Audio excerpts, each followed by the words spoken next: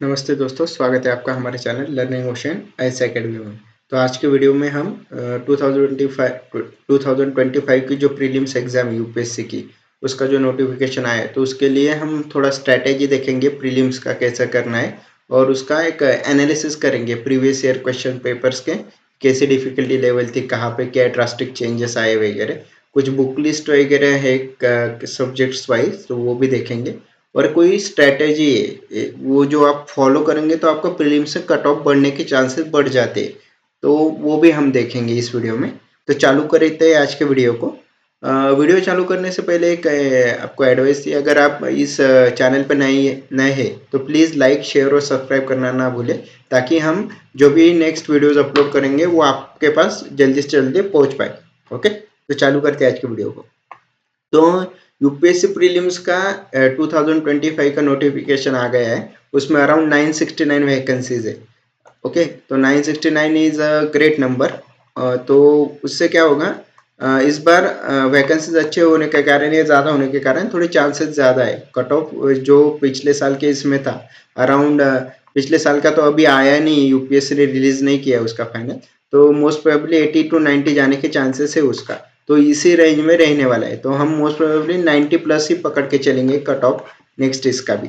तो इसके हमें 90 प्लस लाने के लिए क्या स्ट्रेटजी चाहिए वो इस वीडियो में हम देखने वाले। तो चालू करते हैं, और इससे पहले हम यूपीएससी प्रीलिम्स का जो ट्रेंड्स है फ्रॉम 2021 टू 24 का वो देखेंगे, एक एनालिसिस करेंगे कि सब्जेक्ट वाइज कैसा ट्रेंड था और किस सेक्शन में क्वेश्चंस वगैरह ज़्यादा है और डिक्रीज हुए। ओके, तो सबसे पहले सेक्शन है एनवायरनमेंट। ये एक इम्पॉर्टेंट सेक्शन है यूपीएससी प्रीलिम्स में। ये इम्पॉर्टेंट इसलिए क्योंकि जब से इंडियन फॉरेस्ट सर्विस प्लस हमारा सिविल सर्विसेज का जो प्रीलिम्स है वो कंबाइन हो गया है, कंबाइन एग्जाम ही लेता है, तो उसकी वजह से है ना एनवायरनमेंट के सेक्शन पे ज़्यादा क्वेश्चन पूछने गए लगने लग गए यूपीएससी।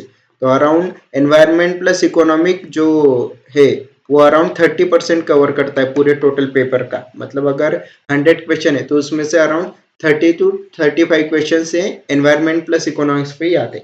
लेकिन ये हमेशा सही रहे ऐसा नहीं, क्योंकि वो यूपीएससी वो कुछ भी पूछ सकते। अभी आप इस सेक्शन में देखेंगे कैसे ड्रास्टिक चेंज हुआ है। देखिए, एनवायरनमेंट के 2021 में 16 क्वेश्चन आए थे, 22 में 22 क्वेश्चन थे, 23 में 12 क्वेश्चन है। देखिए एकदम 22 से 12 पे आ गए, मतलब 10 के क्वेश्चन रिड्यूस कर दिए।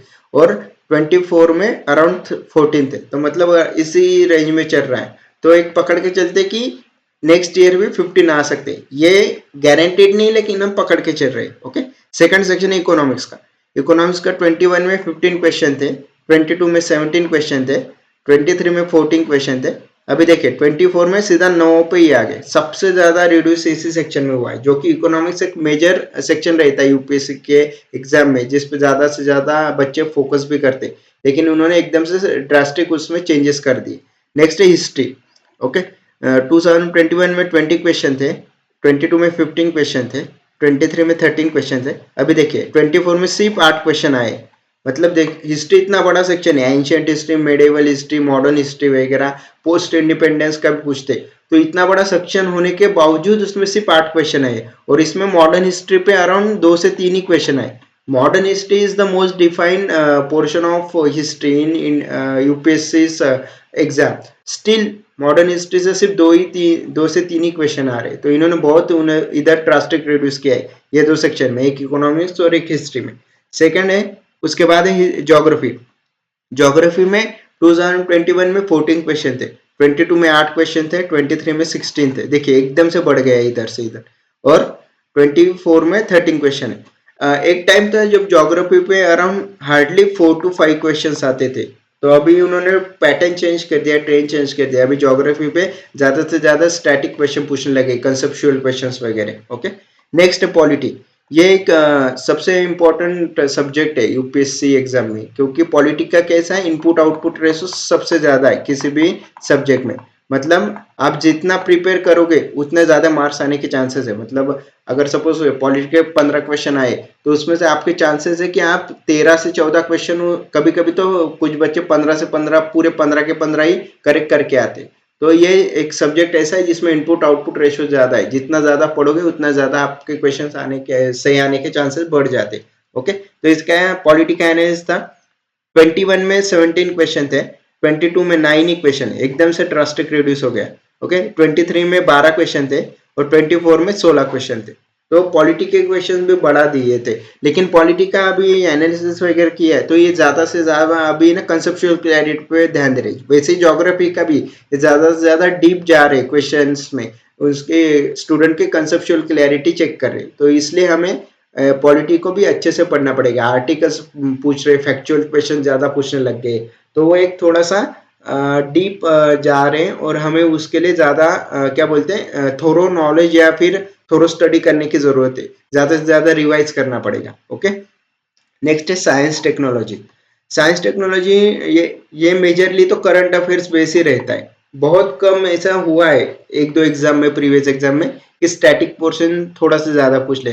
अदरवाइज मोस्टली तो ये पूरा करंट अफेयर्स ही रहता है। 90 to 95% चांसेस है कि करंट अफेयर ही रहता है। ओके, 21 में 12 क्वेश्चन थे, 22 में 11 क्वेश्चन आए थे, 23 में 15 क्वेश्चन थे। देखिए इधर से एकदम से सडनली रिड्यूस कर दिया, 24 में 9 ही क्वेश्चन आए। मतलब जो मेजर सब्जेक्ट्स है जैसे कि इकोनॉमिक्स हो गया, हिस्ट्री हो गया, फिर उसके बाद साइंस टेक्नोलॉजी हो गया, उसके बाद तो ज्योग्राफी के बढ़ा दिए और ये बाकी के सब्जेक्ट्स के कम कर दिए। तो मतलब जिन बच्चों ने ये सब्जेक्ट्स अच्छे से प्रिपेयर किए थे उनका मतलब ज्यादा बेनिफिट नहीं मिला as compare to other students के इसमें। Okay, current affairs, current affairs भी है कि एकदम यूपीएससी का अनप्रेडिक्टेबल ही रहता है। वो कौन सा करंट अफेयर्स पूछेंगे वो ही पता नहीं। अभी तो 2-2 साल पीछे के करंट अफेयर्स पूछने लग गए, तो थोड़ा सा वो भी एक डिसाइडिंग फैक्टर रहता है कि कितना कट ऑफ जाएगा, क्या रहेगा। ओके, 21 में 5 क्वेश्चन आए थे, 22 में 9 क्वेश्चन थे, अभी 23 में 11 क्वेश्चन थे। ये देखिए 11 से डायरेक्टली 19 पे चले गए, 24 में 19 क्वेश्चन ऐसे थे जो करंट अफेयर्स से आए थे। मतलब ज्योग्राफी, पॉलिटी और करंट अफेयर्स ने मोस्टली 40% तो इधर ही कवर कर लिया था इन 3 सब्जेक्ट्स में। ओके, तो इन्होंने फिर पैटर्न चेंज कर दिया। जो पहले ट्रेडिशनल सब्जेक्ट थे जिन पे ज्यादा क्वेश्चन नहीं पूछते थे, अभी उन पे ज्यादा पूछने लग गए, और जो पहले पूछते थे उन पे अभी कम पूछने लग गए। तो ये यूपीएससी का एक क्या बोलते हैं एक पैटर्न है। वो कोई लोगों को चांस ही नहीं देता कि कोई पैटर्न डिसाइड करके उसके अकॉर्डिंगली स्टडी करके आप कट ऑफ के ऊपर जाए। वो अनप्रेडिक्टेबल ही रहता है। ओके, उसके बाद था डिफेंस का, ये एक नया ऐड हुआ है। मोस्टली डिफेंस के पहले क्वेश्चंस पूछे नहीं जाते थे, मतलब पूछे मन एक हार्डली एक हाथ दूसरा रहता, तो वो भी कभी साल 2 साल बाद। लेकिन अब ये कंसिस्टेंट हो गए। अभी देखिए 21 में कोई क्वेश्चन नहीं था, लेकिन 21 में 3 क्वेश्चन स्पोर्ट्स पे पूछ लिए थे इन लोगों ने। ओके, स्पोर्ट्स जो कि यूपीएससी बहुत कम पूछता ही नहीं। इतने क्वेश्चन पेपर हुए प्रीवियस ईयर्स के, उसमें कभी स्पोर्ट्स के पूछे नहीं, लेकिन 21 में 3 क्वेश्चन स्पोर्ट्स पे पूछ लिए इन लोगों ने। 22 में 1 क्वेश्चन आया था डिफेंस पे, 23 में 1 क्वेश्चन आया था। अभी देखिए सडनली एकदम 24 में 4 क्वेश्चन आ गए। ओके, तो यहाँ पे भी बहुत बड़ा राइज देखने को मिला है। उसके बाद है इंटरनेशनल रिलेशंस।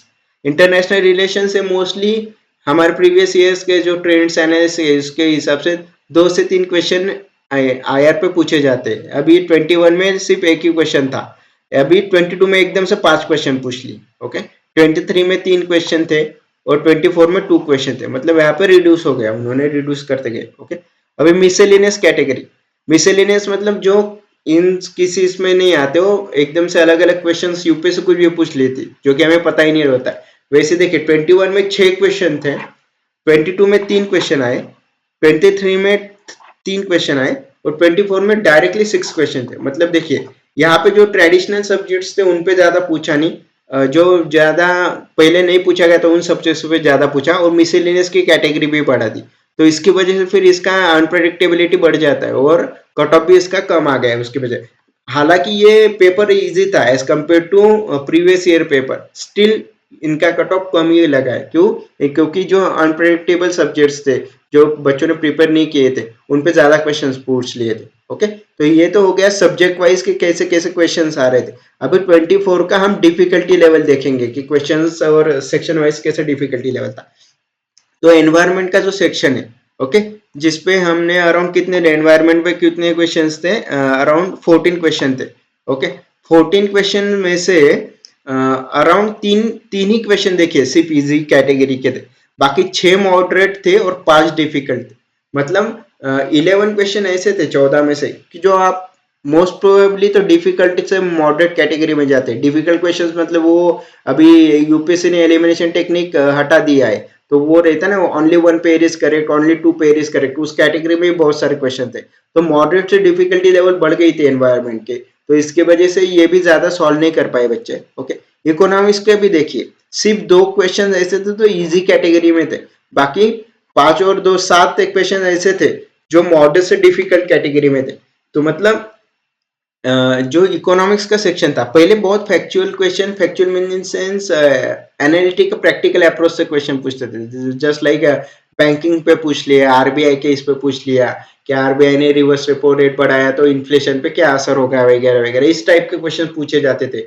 अभी डायरेक्टली उन्होंने अलग ही पैटर्न अपना लिया है, एनालिटिकल भी नहीं पूछ रहे, करंट अफेयर से ज्यादा रिलेट करके पूछ रहे हो, और करंट अफेयर्स में भी बहुत ज्यादा डीप जा रहे हो। और सेकंड थिंग, एक और उसमें वो only one pair only two pair वाले भी ज्यादा पूछ रहे, तो इसके वजह डिफिकल्टी लेवल बहुत बढ़ गई उन क्वेश्चंस की। ओके, हिस्ट्री, हिस्ट्री एक गेम चेंजर रहा है इस क्या बोलते हैं एग्जाम में। उसमें हिस्ट्री में अराउंड 8 क्वेश्चन पूछे थे, 8 में से 3 क्वेश्चन ऐसे थे जो इजी कैटेगरी में थे।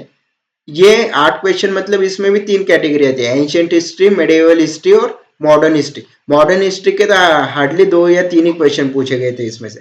ओके, इन सब कैटेगरी में 3 क्वेश्चन ऐसे थे जो इजी कैटेगरी में थे, एक क्वेश्चन ऐसा था जो मॉडरेट में था। देखिए 4 कैटेगरी में ऐसे क्वेश्चन थे, 4 कैटेगरी क्वेश्चन में जो डिफिकल्ट लेवल कैटेगरी में आते हैं, मतलब डिफिकल्टी लेवल बहुत बढ़ा दी इन लोगों ने क्वेश्चंस की। ओके, ज्योग्राफी के अराउंड 13 क्वेश्चन थे, 13 में से 5 क्वेश्चन इजी थे, 4 मॉडरेट थे और 4 डिफिकल्ट थे। ओके, मतलब 8 ऐसे क्वेश्चन थे जो मॉडरेट टू डिफिकल्ट लेवल में था। पॉलिटी के अराउंड 13 क्वेश्चन थे। ओके, 13 क्वेश्चन में से 8 इजी थे, 3 मॉडरेट थे और 2 डिफिकल्ट थे। तो ये वाला सेक्शन इजी था, मतलब 2024 के एग्जाम में पॉलिटी का सेक्शन इजी था। ओके, नेक्स्ट है साइंस टेक्नोलॉजी। साइंस टेक्नोलॉजी में अराउंड 9 क्वेश्चन थे, तो उसमें से 3 इजी थे, 2 मॉडरेट थे और 4 डिफिकल्ट थे, मतलब इसमें 9 में से भी 6 difficult to moderate, moderate to difficult इस कैटेगरी में थे। ओके, करंट अफेयर्स के देखिए 19 क्वेश्चन पूछे थे उन्होंने, तो अराउंड ये देखिए 19 में से एक आध दूसरा मिस मैच हो गया, इधर टोटल 18 है, तो 7 इजी थे, तो ये थोड़ा सा इजी सेक्शन था। लेकिन 11 क्वेश्चन ऐसे थे जो मॉडरेट टू डिफिकल्ट थे, तो मतलब फिर से वही एलिमिनेशन टेक्निक नहीं यूज कर पा रहे हो, और सेकंड थिंग डिफिकल्टी लेवल भी बढ़ा दिए, तो इसलिए फिर कट ऑफ कम जा रहा है, और फिर हम ज्यादा से ज्यादा बच्चे सॉल्व भी नहीं कर पा रहे ये क्वेश्चन। ओके, डिफेंस, डिफेंस के पहले के क्वेश्चन पेपर में हार्डली एक आध दूसरा क्वेश्चन आता था, जैसे वो बैलिस्टिक मिसाइल था, थार्ड का एक क्वेश्चन आया था, तो उतना एक आध दूसरा क्वेश्चन आया तो आया, अभी तो इन्होंने 3 4 5 ऐसे क्वेश्चन पूछने चालू कर दिए। ओके, और मोस्टली स्टैटिक भी थे बहुत सारे इसमें से।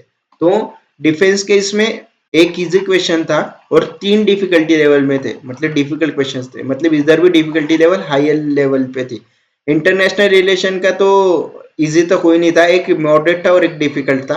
मिसलिनियस में 3 मॉडरेट थे और 3 डिफिकल्ट थे, मतलब मोस्ट प्रोबेबली जो टोटल करेंगे तो 32 क्वेश्चन इजी थे 100 आउट ऑफ, मॉडरेट में 33 क्वेश्चन थे और डिफिकल्ट में 32 क्वेश्चन थे। मतलब पहले जो यूपीएससी के पेपर्स होते उसमें ये जो था मतलब इजी लेवल का वो अराउंड 30 इतना ही रहता था, 35 का अराउंड, लेकिन ये जो था मॉडरेट का ये बढ़ जाता था, ये भी 40 ये दोनों ऐसे रहते थे, मतलब 70 to 80 ऐसा रहता था जो इजी टू मॉडरेट रहता था, और डिफिकल्ट लेवल के अराउंड 10 to 20 क्वेश्चन रहते थे।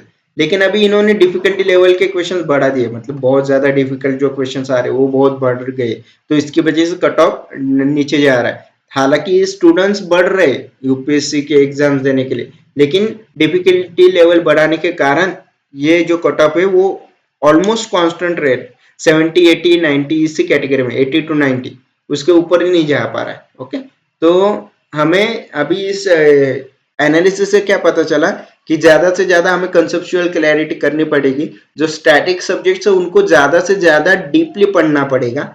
सेकंड थिंग, करंट अफेयर्स हम किसी चीज का छोड़ नहीं सकते, इकोनॉमिक्स, एनवायरमेंट और बाकी के भी करंट अफेयर्स वो हमें थोरोली करने ही पड़ेंगे। और लास्ट थिंग, हमें एक स्ट्रेटेजी बिल्डअप करनी पड़ेगी कि भाई हमें पता है कि 90 प्लस ही जाने वाला है। अगले साल भी अगर ऐसे ही पेपर आए तो पकड़ के चलिए कि 90 प्लस जाना। मैं जनरल कैटेगरी बोल रहा हूँ, आप उसके जिस कैटेगरी में आते हो उसके हिसाब से आप एक क्या बोल सकते हो, प्लस माइनस कर सकते हो। तो जनरल कैटेगरी की 90 है तो 90 प्लस जाना ही है। 90 प्लस मतलब हमें अराउंड 45 क्वेश्चंस करेक्ट करने। अगर 45 क्वेश्चंस हमारे करेक्ट आ रहे हैं तभी हम ये एग्जाम क्लियर कर सकते हैं। ओके, तो ये था, हमने पेपर का डिफिकल्टी लेवल देखा, सेक्शन वाइज डिफिकल्टी लेवल देखा, उसके क्वेश्चंस कैसे आए थे वो भी देखे। अभी हम कट ऑफ के एनालिसिस पे एक नजर डाल लेते। तो ये देखिए, ये यूपीएससी प्रीलिम्स कट ऑफ है, कैटेगरी वाइज है और ईयर वाइज है। तो जनरल का कट ऑफ देखिए अराउंड 23 में, ये एक्सपेक्टेड है, ये फाइनल कट ऑफ नहीं है। ये 75 का दिया है, मे भी फिर भी अराउंड 80 टू 90 पकड़ के चल रहा हूँ इधर। ओके, 22 का जनरल का लगा था 88.22, मतलब अराउंड 45 क्वेश्चंस पकड़ के चले, 44 और समथिंग। ओके, 21 में 87.54 था, 2020 में अराउंड 92.51 था, और 19 में 2019 में 98 था। मतलब एक भी बार 2019 के बाद से 100 के ऊपर कट ऑफ गया ही नहीं है। मतलब यूपीएससी कितना पेपर डिफिकल्ट निकाल रहा है देखिए। मतलब 50 क्वेश्चन सॉल्व करना भी बच्चों का अभी थोड़ा सा डिफिकल्ट होने लग गया है। तो इसलिए हमारा एक टारगेट रख के चलेंगे कि 45 क्वेश्चन हमें करेक्ट लाने, 45 प्लस का। ओके, तो वो अगर हम टारगेट रखेंगे तो इजीली हम एक सिक्योर क्या बोलते हैं, कट ऑफ के ऊपर रहेंगे तो हम एक सिक्योर जोन में आ जाएंगे। ओके, ये था यूपीएससी प्रीलिम्स का cut off analysis. Accordingly OBC ST SC का भी उधर दिया है। ओके, मैंने जनरल कैटेगरी के लिए बताया है। ओके, उसके बाद है, अभी स्ट्रेटेजी क्या करेंगे 2025 की स्ट्रेटेजी जनरल स्टडीज के लिए, जीएस की स्ट्रेटेजी। सबसे पहला पॉइंट, कोई भी सब्जेक्ट छोड़ना नहीं है, कोई भी हो। हम पहले क्या करते थे बच्चे की, भाई हमारा हिस्ट्री ज्योग्राफी वगैरह अच्छा है, करंट अफेयर्स वगैरह थोड़ा सा कर लेते थे और एक आध दूसरा सेक्शन छोड़ देते थे। तो इसके वजह से वो ठीक है हो भी जाता था, क्योंकि वहाँ उस टाइम पे थोड़ा एक पैटर्न फिक्स था कि भी इतने इतने क्वेश्चन आ सकते, प्लस माइनस में एक दो हो सकते थे। लेकिन 2020 के बाद से यूपीएससी ने पूरा पैटर्न चेंज कर दिया है, एलिमिनेशन टेक्निक भी हटा दी है। तो हमें कोई भी सेक्शन हम इस बार छोड़ ही नहीं सकते कि हमने करंट अफेयर छोड़ दिया है, एनवायरनमेंट का कुछ पार्ट छोड़ दिया है, ये नहीं कर सकते। हमें हर सब्जेक्ट पढ़ना पड़ेगा। इकोनॉमिक्स हो गया, एनवायरनमेंट हो गया, ज्योग्राफी हो गया, पॉलिटी हो गया, उसके बाद हिस्ट्री हो गया, current affair, science technology, international relation, defence का, इसमें ये सब के सब सब्जेक्ट हमें थोरोली करने पड़ेंगे। और थोरोली करने से ये कि हमें ज्यादा से ज्यादा रिवाइज करना पड़ेगा। ओके, अगर रिवाइज नहीं करेंगे तो वो पढ़ने का कोई फायदा नहीं होगा हमें। ओके, सेकंड थिंग है करंट अफेयर्स। करंट अफेयर्स एक गेम डिसाइडिंग फैक्टर है। अभी देखा हमने 2024 में अराउंड 19 क्वेश्चंस उन्होंने पूछे थे। तो 19 पूछे थे, लेकिन वो पास्ट ईयर बहुत है, मतलब पहले एक साल पहले करंट अफेयर्स पूछे थे, अभी दो दो साल पहले का पूछने लग गए। तो करंट अफेयर्स भी एक अनप्रेडिक्टेबल हो गया है अभी। तो हमें प्रीवियस 2 इयर्स के करंट अफेयर्स करने हैं फोकसली। और सेकंड थिंग, ज्यादा से ज्यादा पढ़ना है। जैसे कि एनवायरनमेंट है, डायनेमिक सब्जेक्ट है, इकोनॉमिक्स के करंट अफेयर्स पूछे जाते हैं, साइंस टेक्नोलॉजी तो पूरा करंट अफेयर्स बेस ही रहता है। तो ये जो हमें सब्जेक्ट्स आइडेंटिफाई करने हैं कि जिस पे ज्यादा से ज्यादा करंट अफेयर्स आते हैं, जैसे इकोनॉमिक्स, एनवायरनमेंट, साइंस टेक्नोलॉजी हो गया, उसके बाद फिर कभी कभार पॉलिटी के भी एक आध दूसरा करंट अफेयर्स का पूछ लेते हैं। हर बार नहीं पूछ, लेकिन एक आध दूसरा तो आ ही जाता है। ज्योग्राफी का तो मोस्टली स्टैटिक रहता है, लेकिन उधर भी पॉलिटी रहता है। ये आर्ट एंड कल्चर का पूछ सकते हैं, वो स्टैटिक है, लेकिन कभी कोई हो गया दूसरे इसमें देश का, अभी कंबोडिया का कुछ तो हुआ था, अभी यूनेस्को की बहुत सारे आ गई है, वर्ल्ड हेरिटेज साइट्स कौन सी थी 2023 में, कौन से आए थे वगैरह पूछे थे, तो वो भी करनी है।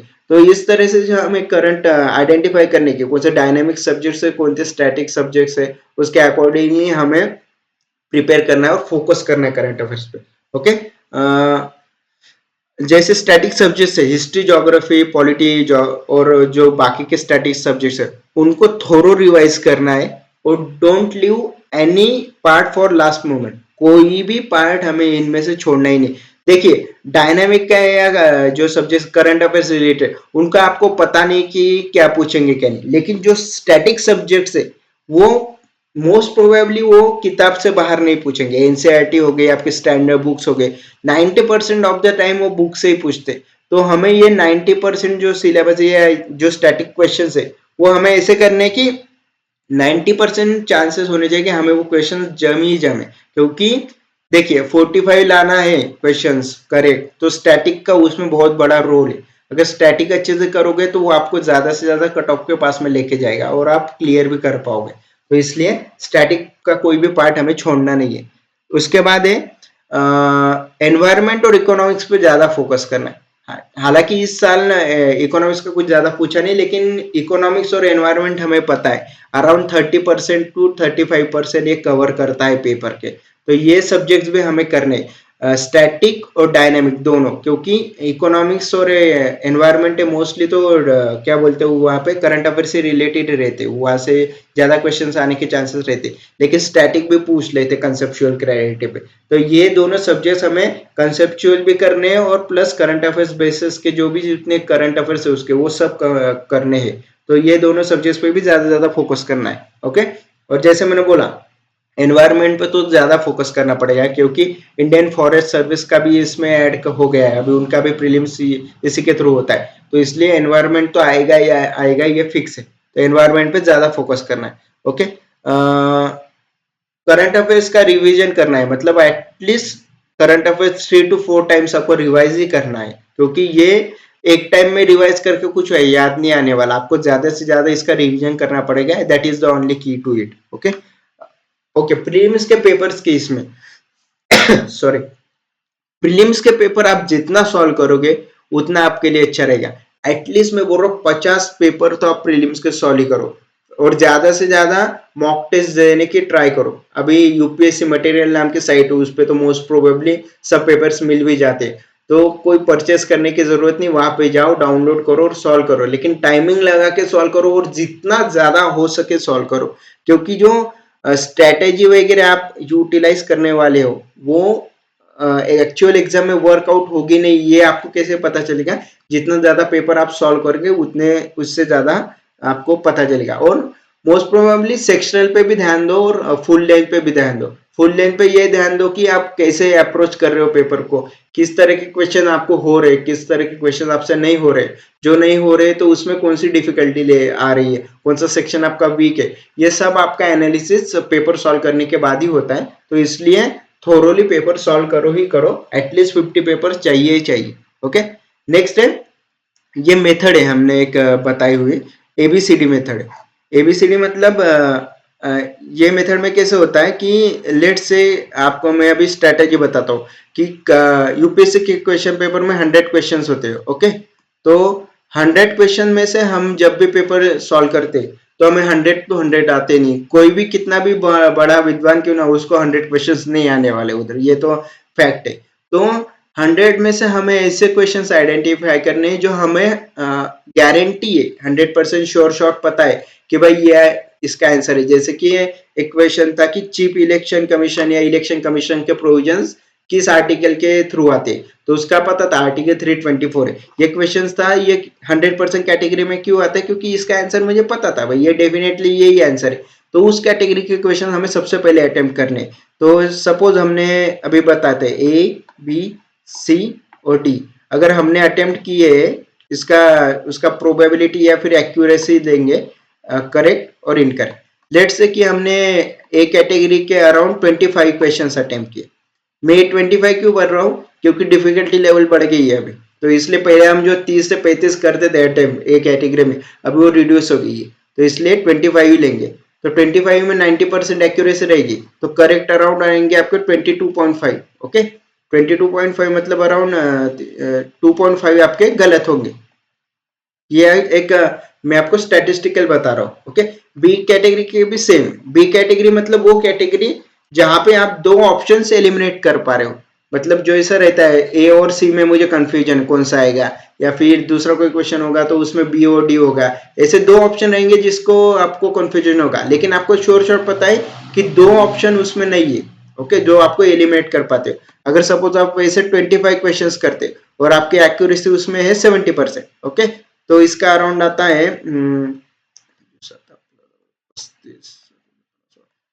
17.5 क्वेश्चन ऐसे रहते जो करेक्ट आ सकते हैं, अगर 70% एक्यूरेसी है आपकी इस क्वेश्चंस में। ओके, तो 17.5 क्वेश्चंस ऐसे रहेंगे जो आपको करेक्ट आएंगे, ओके, 7 ये अराउंड 7.5 क्वेश्चन ऐसे रहेंगे जो आपके गलत हो जाएंगे, क्योंकि इसका 70% 17.5 आता है, तो 7.5 आपके गलत होंगे। सी कैटेगरी वो कैटेगरी है जिसमें आपके चांसेस है भाई आपको एक ही एलिमिनेट कर पा रहे हो, लेकिन 3 ऑप्शन में से एक चूज करना है। अगर सपोज आपने वो 20 क्वेश्चन अटेम्प्ट किए और आपकी एक्यूरेसी है 50%, मतलब 10 करेक्ट आए और 10 गलत आए उसमें। ओके, और डी कैटेगरी मतलब जिसका कुछ आता पता ही नहीं है आपको, ना सर ना पैर, कुछ पता नहीं उसका, एक इंट्यूशन इस पे जा रहे हो आप, आपको बोलते हैं मन की आवाज से मुझे लग रहा है ये आंसर है, तो उस तरीके के आप अगर क्वेश्चन 10 सॉल्व करोगे और लेट से आपकी एक्यूरेसी उसमें 30% है, मतलब 10 अगर सॉल्व करोगे उसमें से 3 ही करेक्ट आ रहे और 7 गलत आ रहे, तो अगर आप इस स्ट्रेटेजी से जाओगे तो देखिए आपका टोटल अटेम्प्ट होगा 25 7 70 80 का आपका अटेम्प्ट होगा। ओके, आपके करेक्ट कितने होंगे, ओके, ये अराउंड 40 होगा, 40 एक 50 10, मतलब 40 10 50 और 53 के अराउंड आपका करेक्ट होगा, मतलब 53 क्वेश्चंस आपके करेक्ट आएंगे। और गलत कितने होंगे, 7 8 9 10 10 20 27 क्वेश्चंस आपके ऐसे होंगे जो आपके गलत होंगे। तो अभी निगेटिव मार्किंग है 1/3, आपको पता है, तो 27 के 1/3 हुआ 9 क्वेश्चंस। 9 क्वेश्चंस आपके ऐसे होंगे जो आपको पता है कि गलत है भाई। ओके, तो 53 माइनस 9 गए तो टोटल आता है आपका 45। देखा, मतलब अराउंड 45 क्वेश्चन आप करेक्ट इस मेथड से ला सकते हो। ओके, लेकिन ये स्ट्रेटेजी कब वर्कआउट करेगी, आपको ज्यादा से ज्यादा पेपर्स सॉल्व करने पड़ेंगे। और एक दूसरी बात, आपका जो मेजर स्कोर है ये दो इस पे डिपेंडेंट, ए और बी कैटेगरी पे। इनमें जितना ज्यादा एक्यूरेसी लाओगे उतना ज्यादा आपका स्कोर बढ़ेगा, क्योंकि देखो डी कैटेगरी इंट्यूशन का आपको पता है बैठेगा नहीं बैठेगा, वो तो एकदम तुक्का जैसे ही है। सी कैटेगरी का भी थोड़ा सा चांसेस कम है, क्योंकि अगर आपके 3 ऑप्शंस दिए उसमें से चूज करना है तो थोड़ा प्रोबेबिलिटी ये हो जाता है कि भाई आंसर गलत हो सकता है। लेकिन ए कैटेगरी और बी कैटेगरी, ये जितना ज्यादा एक्यूरेट आप करोगे उतना ज्यादा आपका स्कोर बढ़ेगा। लेट से कि आपका ए कैटेगरी किसी का 25 में 24 करेक्ट कर दिया, एक ही रॉन्ग आया, तो एकदम से उसका कट ऑफ बढ़ जाता है, मतलब उसके मार्क्स बढ़ जाते हैं। 2 क्वेश्चन राइट आना मतलब अराउंड आपके 4 मार्क्स बढ़ रहे हो वहां पे। और इधर भी अगर 25 में से 70 की जगह 80 वगैरह लाए तो मतलब 17.5 जिस जहाँ पे करेक्ट आ रहे थे, अभी सपोज 20 आ गए, तो मतलब अराउंड 4 मार्क्स उधर बढ़ रहे हैं, उधर के 4 मार्क्स, 8 मार्क्स आपके इधर ही बढ़ रहे हैं। तो आप कट ऑफ के बहुत ऊपर जा सकते हो अगर स्ट्रेटेजी अच्छे से फॉलो करोगे। तो ये स्ट्रेटेजी हर पेपर में सॉल्व करने, मतलब अप्लाई करो। जितने पेपर सॉल्व करोगे प्रीलिम्स के, सब पेपर में ट्राई करो। पहले सबसे पहले अटेम्प्ट करो, पहले पेपर देख लो, उसमें से ए कैटेगरी के जो जो आ रहे हैं वो सब टिक मार्क करो कि भाई ये मुझे 100% श्योर शॉट पता है कि ये आंसर है, तो वो वाले ये करो। उसके बाद बी कैटेगरी पे जाओ। बी कैटेगरी मतलब जहाँ पे 2 आपको लग रहा है इसमें से कोई है, तो बैक, ये बी कैटेगरी में मोस्ट प्रोबेबली आपका बैक टेस्ट नॉलेज होगा, मतलब जो आपने पढ़ा है आप रिकॉल कर पा रहे हो कि नहीं, आप कैसे उसको अप्लाई कर रहे हो वगैरह, तो उस तरह से आप अप्लाई करके वो आंसर निकालो। ओके, उसके बाद फिर सी कैटेगरी पे और लास्टली फिर डी कैटेगरी, ऐसे सॉल्व करो। उसके बाद एनालिसिस करो पेपर का कि कितने मेरे गलत है, कितने करेक्ट है, मेरी एक्यूरेसी कितनी है, मैं कौन से सेक्शंस में वीक हूँ, कौन सा सेक्शंस मेरा अच्छा है। ये आपको जब पेपर सॉल्व करते हो ना तो ऑटोमेटिकली पता चल जाता है। फिर 10-20 पेपर के बाद है ना आपको स्ट्रेटेजी एकदम से आप अच्छे से इंप्लीमेंट कर पाओगे। आपको पता होगा कि कौन से सेक्शंस में मैं रिस्क ले सकता हूँ, कौन से सेक्शंस में छोड़ने चाहिए, ये भी आपको पता चल जाएगा। एक बात और, यूपीएससी में अटेम्प्ट करने से ज्यादा पता होना चाहिए कि मुझे किस तरह के क्वेश्चन छोड़ने चाहिए, क्योंकि अगर आप छोड़ोगे नहीं, वो अटेम्प्ट करोगे तो अल्टीमेटली आप निगेटिव में जा रहे हो। तो वो ज्यादा से ज्यादा आइडेंटिफाई करो, और वो आइडेंटिफिकेशन के लिए ये टेक्निक सबसे अच्छी है। ओके, तो ये ABCD कैटेगरी था। मतलब अगर कोई क्वेश्चन होगा सपोज दिया हुआ, ऐसा ऐसा क्वेश्चन है, ये पढ़ा आपने, तो उसके ऊपर अगर होगा तो लिख देना ये भाई ए कैटेगरी में है। बी कैटेगरी को अगर होगा और आपको 2 ऑप्शन से एलिमिनेट किए, अगर सपोज तीसरा और चौथा ऑप्शन बच रहा है तो उसके सामने रख देना 3 और 4 में मुझे कंफ्यूजन है। बाद में आके फिर उधर देखना कि यार 3 और 4 में मुझे कंफ्यूजन है, तो तीसरा और चौथा ऑप्शन में फिर देखना स्टेटमेंट क्या दिया है, बैक टेस्ट नॉलेज लगाओ, कोई एलिमिनेट कर पा रहे हो क्या, फिर अटेम्प्ट करना। तो इससे क्या होता है, चांसेस बढ़ जाते हैं आपके करेक्ट आने के चांसेस। ओके, ऑप्शन क्वेश्चंस वगैरह। तो ये एक स्ट्रेटेजी था, ये अप्लाई करोगे तो अच्छा रहेगा। ओके, उसके बाद था सीसैट का पेपर ये एक यूपीएससी ने सबसे बड़ा गेम खेला है इस पेपर में। सीसैट का डिफिकल्टी लेवल इतना बढ़ा दिया है कि मतलब जो पहले सिर्फ 27 क्वेश्चंस करेक्ट लाने थे वो भी बच्चों से नहीं आ पा रहे अभी, क्योंकि इतना हार्ड कर दिया है कि इवन जो इंजीनियरिंग बैकग्राउंड के जो स्टूडेंट है उनको भी वो सॉल्व नहीं हो पा रहा है। तो सीसैट सबसे बड़ा एक क्या बोल सकते हो उसको, डिसाइडिंग फैक्टर है। क्योंकि देखो जीएस में कितना भी स्कोर रह जाएगा, लेकिन अनटिल एंड अनलेस आप सीसेट नहीं क्लियर करोगे पेपर 2, आपको कुछ नहीं होने वाला। तो इसमें हमें 27 क्वेश्चंस करेक्ट लाने, 27 मतलब अराउंड 67 मार्क्स रहे थे उसके। तो ये एक मेरा एक पर्सनल एक्सपीरियंस बताता हूँ, 2021 के पेपर में मेरे साथ हुआ था ये। अराउंड मुझे जीएस में थे 104 मार्क्स आए थे, हालांकि कट ऑफ कुछ 90 के अराउंड ही कुछ लगा था, 90-92 के।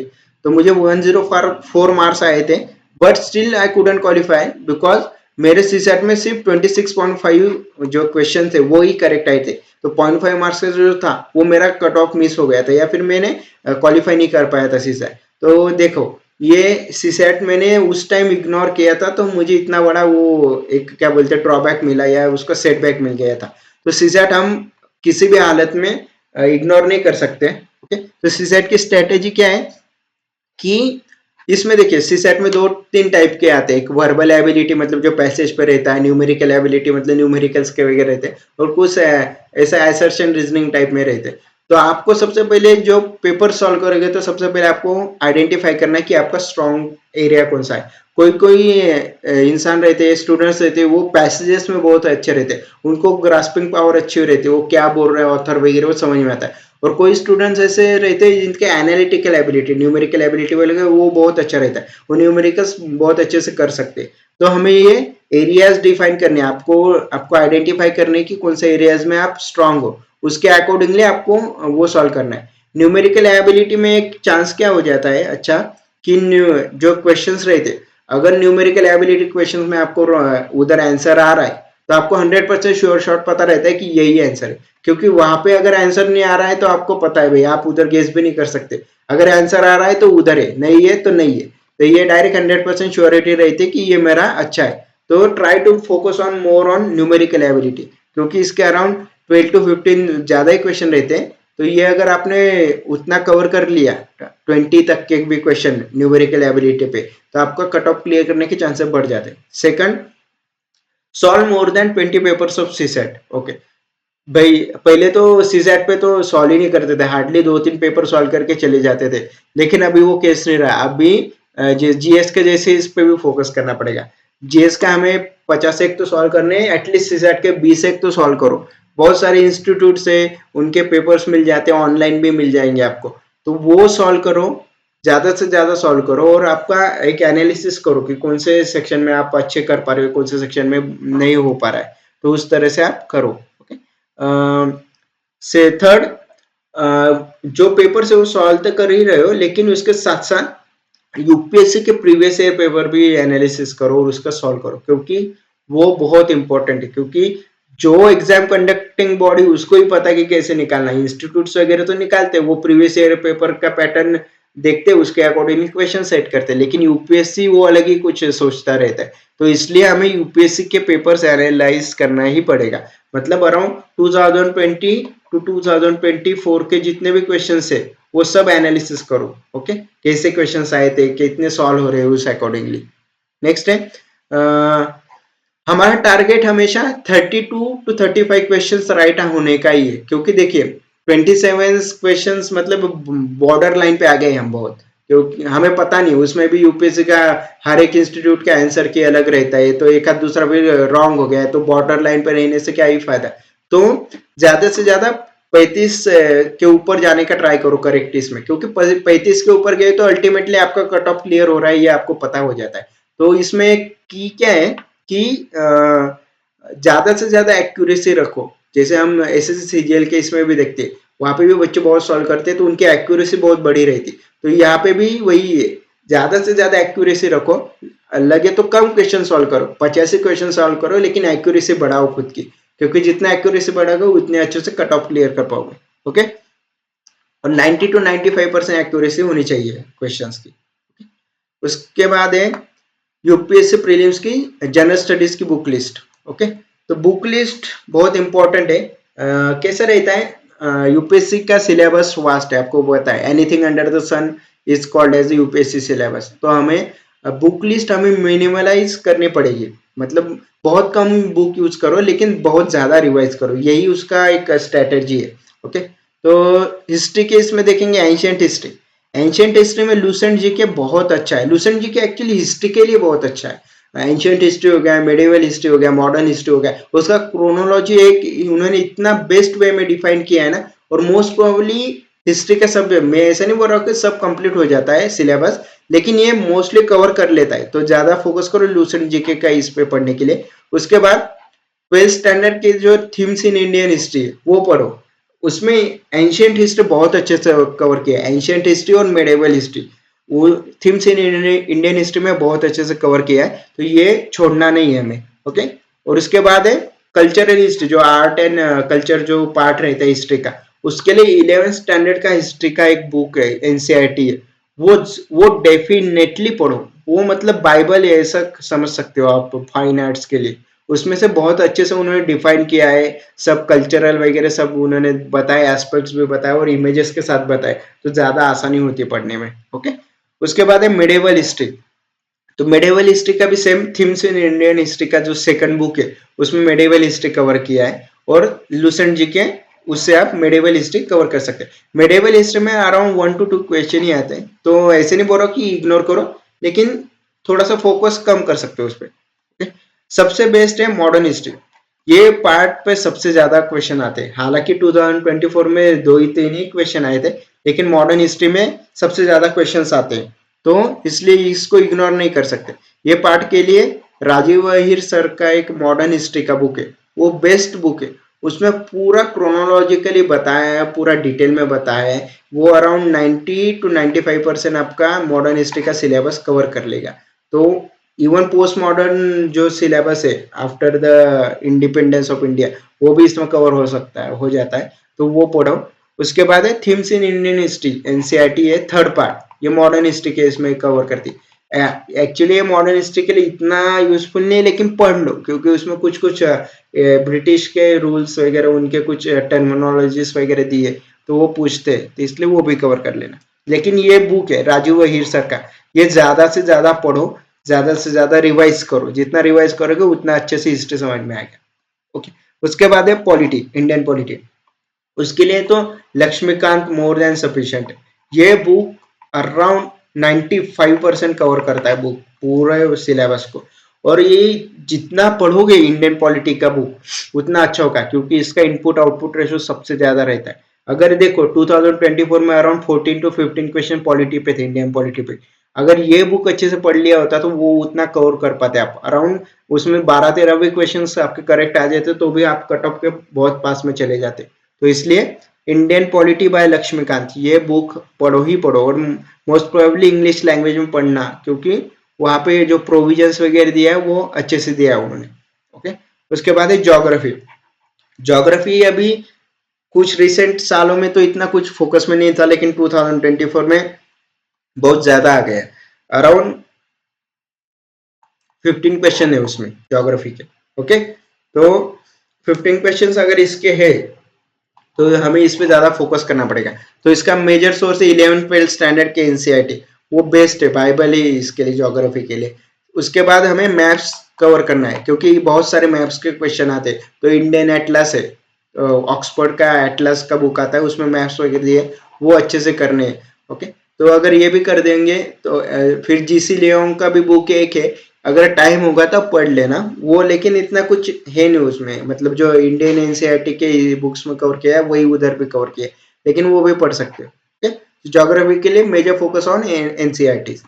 उसके बाद इकोनॉमिक्स, ये सबसे बड़ा बेस्ट सब्जेक्ट है, या फिर क्या बोल सकते हैं उसमें मोस्ट डिफाइनिंग सब्जेक्ट है। तो इसके लिए रमेश सिंह सर का एक बुक है, ये मुझे अच्छा लगा था इसलिए मैंने बोल रहा हूँ, आपको कुछ अलग लग रहा होगा या फिर नोट्स वगैरह पढ़ सकते हो तो वो भी पढ़ सकते हो। लेकिन रमेश सिंह सर का जो बुक है इसमें उन्हें अच्छे से डिफाइन किया, स्टैटिक पार्ट वगैरह, बैंकिंग सिस्टम, इन्फ्लेशन वगैरह, इंडस्ट्रियल वगैरह, सब पार्ट अच्छे से कवर किया है। तो अगर, लेकिन थोड़ा मोटा बुक है, तो सिलेक्टिव चैप्टर रीडिंग करोगे तो इजी जाएगा।